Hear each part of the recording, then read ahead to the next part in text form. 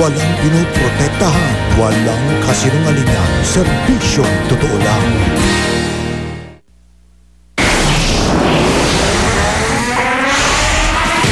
Saksihan, pangunahing suspect sa pagpatay sa UPLB student na si Ray Bernard Peñaranda, hawak na ng mga pulis. Sa gitna ng walang prenong pagtaas ng presyo ng produktong petrolyo, desisyon ko ibabalik sa 850 ang minimum fare sa jeep. Malalaman na bukas. Ilang grupo ng kababaihan idinaan sa protesta ang paggunita ng International Women's Day. Hiling nila patas na oportunidad at mataas na sweldo. Sa barangay saksi, pupulsuhan ang iba't ibang hamon sa mga babae sa panahon ngayon. Exclusive, lalaki inakalang patay at pinaglalamayan na. Buhay pa pala. Alamin kung paano makakapasok sa mga tinaguriang hottest job at mga freelance agent. Ano nga ba ang bentay sa mga regular na empleyado?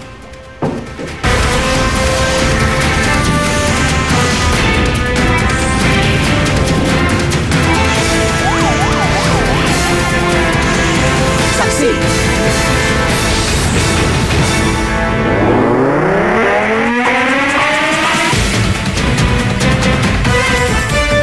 Malalaman na bukas kung ibabalik sa 850 ang minimum na pasahe sa jeep. Hiling po yan ng mga tsuper dahil sa wala raw prenong pagtaas ng presyo ng mga produktong petrolyo. Saksi si JP Soriano. Higit pa sa lagay ng panahon, may mas nagpapainit daw ng ulo ng mga nakausap kong jeepney driver sa Commonwealth Avenue. Ang panibago na namang round ng oil price hike. Kahit imenos pa ang halaga ng mga nakaraang rollback, lalabas pa rin mahigit 6 na piso na ang dagdag presyo sa gasolina at 4 na piso kada litro naman sa diesel ngayong taon. Mataas ang krudo tapos mababa ang mamasahe. Mahirapan kami, wala kami kinikita. Bababa ng 50, tataas, 2 piso. Eh di parang linuluko lang tao ng bayan yan. Ang ilang transport group at jeepney operators nakipagdialogo na sa LTFRB para hilinging ibalik ang 50 centavo provisional increase sa pamasahe sa jeep. Sa ngayon, ang presyo ng diesel ngayon with the increase of another 20 centavos today, magiging 48.25 na po. Masyado na po itong napakadikat. Yaray habang hinihintay pa ang desisyon sa hiwalay namang hiling para sa permanenteng 2 peso fare hike. Pag nagkataon, magiging 10 piso na ang minimum na pamasahe sa jeep, higit pa sa pinakamataas sa kasaysayan na 850 noong 2008. Payag na ang National Council for Commuter Protection sa 50 centavos provisional increase, pero hanggang doon na lang daw. Ang hindi po namin pinayagan ay yung 2 pesos na main petition po nila. Sa mga driver, naiintindihan din namin sila pero for me na namamasahe, mahirap din kahit 50 cents lang. Bukas ilalabas ng LTFRB ang kanyang desisyon kung aaprobahan nila ang provisional fare increase. At ayon sa mga transport group, sakaling hindi ito aprobahan ng LTFRB, asahan daw isang malawakang kilos protesta. Nakatakda na ring dinggin ang petisyong dagdag singil ng mga taxi operator. Pinag-aaralan na rin ang nakabimbing petisyon ng fare increase ng mga provincial bus.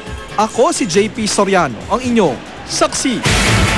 Sinabayan ang protesta ng ilang grupo ng kababaihan ang paggunita sa International Women's Day. Ang mga pangunahing hiling nila sa report ng saksing si Lala Roque.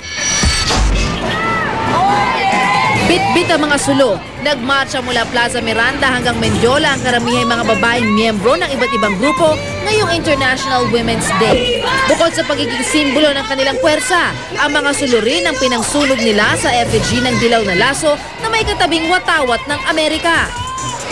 Para ipakita na ang kasalukuyang pamahalaan ay naglilingkod sa interes hindi ng mamamayang Pilipino kundi sa interes ng gobyernong Amerika. Kabilang sa mga reklamo ang pagbibigay ng sapat na oportunidad, security of tenure at pagtaas ng sweldo sa mga kababaihan. Ang pagtaas ng presyo na lang is diretso sa bulsa ang tama dahil ang mga kananayan siyang nagbabudget ng pang-araw-araw na gastusin. merong sitwasyon ng giyera, ang mga kababaihan nakakaranas ng iba't ibang anyo rin ng karahasan. Ang mga lalaking miyembro ng mga grupo namigay naman ng mga rosas. Pati ang Partido ng Manggagawa at Paleya Women's Committee. Bumuwelta rin ngayong International Women's Day. 700 babaeng empleyado raw ng PAL ang hindi pa naibabalik sa trabaho. Hindi pa rin daw naisa sa batas ang RH Bill. Sa bantag ni Gabriela Silang sa Makati, nag-alay sila ng bulaklak, saka nagmarcha patungo sa gusali ng bangkong pag-aari ni Lucio Tan na siya ring may-ari ng PAL. Ako si Lala Roque ang inyong saksi.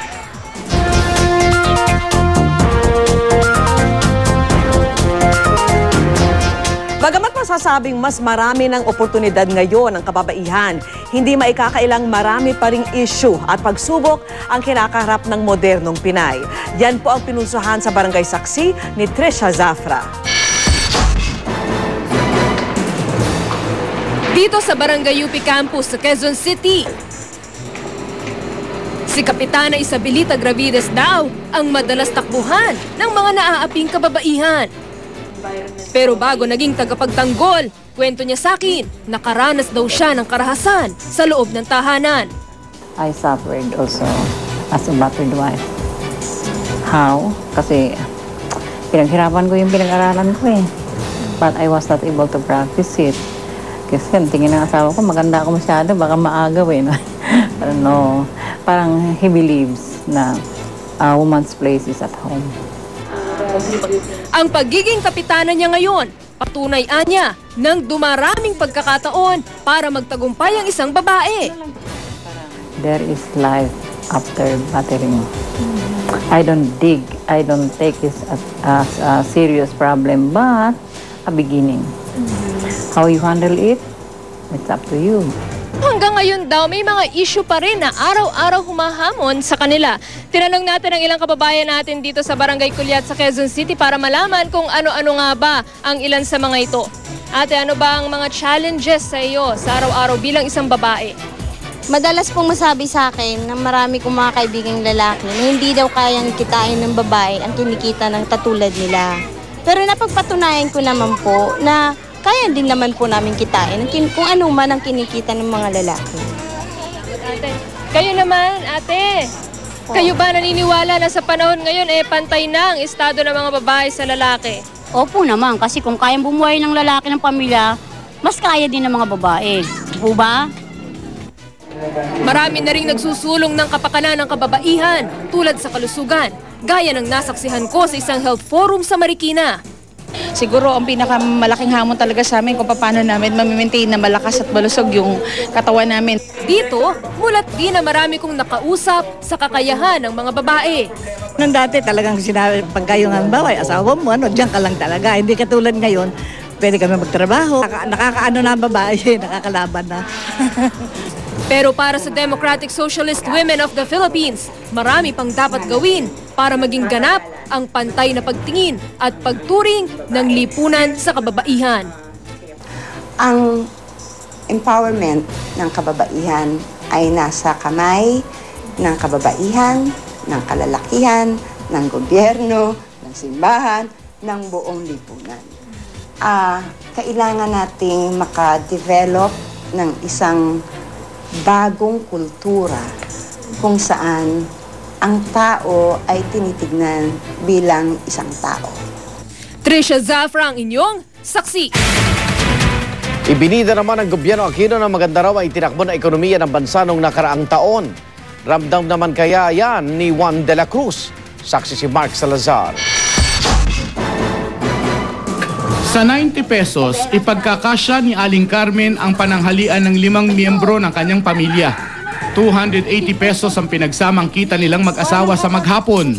Sapat lang sa pagkain at may konti para sa tubig at kuryente. Bawal nang magkasakit. Kaya kapag tinanong mo si Aling Carmen kung gumanda ba ang ekonomiya ng bansa, ibabalik niya ang usapan sa hapagkainan. Parang hindi rin naman ho. Parang lalong humihirap ang buhay. Sa tingin ko lang ho, ang galunggong natin dati magkano lang, di ba? Ngayon, alas 120 na ang kadalasan ng ano. Di ano, tsaka yung baboy. Naging 160, 180. Pero para sa economic team ni Pangulong Noynoy Aquino, maganda raw ang itinakbo ng ekonomiya noong 2011. Salamat daw sa tinatawag nilang Aquinomics. Di bali na kung ang gross domestic product o yung kabuang halaga ng nilikhang produkto at serbisyo sa bansa nasa 3.7% lang noong 2011, halos kalahati lang ng 7% noong 2010. Katwiran ng economic managers ng Administrasyong Aquino, hindi naman daw gaanong gumalaw ang presyo ng mga bilihin. Last year's full-year headline inflation was within the target range of 3 to 5%. Monetary policy has certainly been successful in providing just the right amount of domestic liquidity to fund the productive sectors of the economy.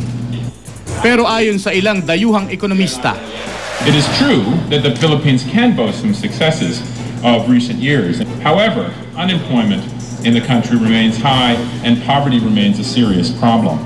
Sagot dyan ng palasyo, noong 2011, 1,200,000 raw ang dagdag na trabaho para sa mga Pilipino mula sa mga bagong foreign investment. Bagong trabaho nga, ayon sa Ibon Foundation, pero kapos naman daw para mapaunlad ang buhay ng ordinaryong Pilipino.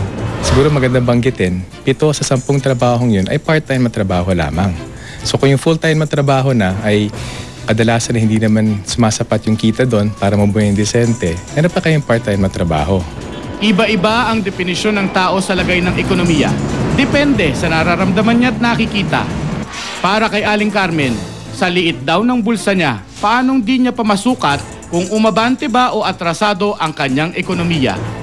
Ako, si Mark Salazar, ang inyong naging saksi.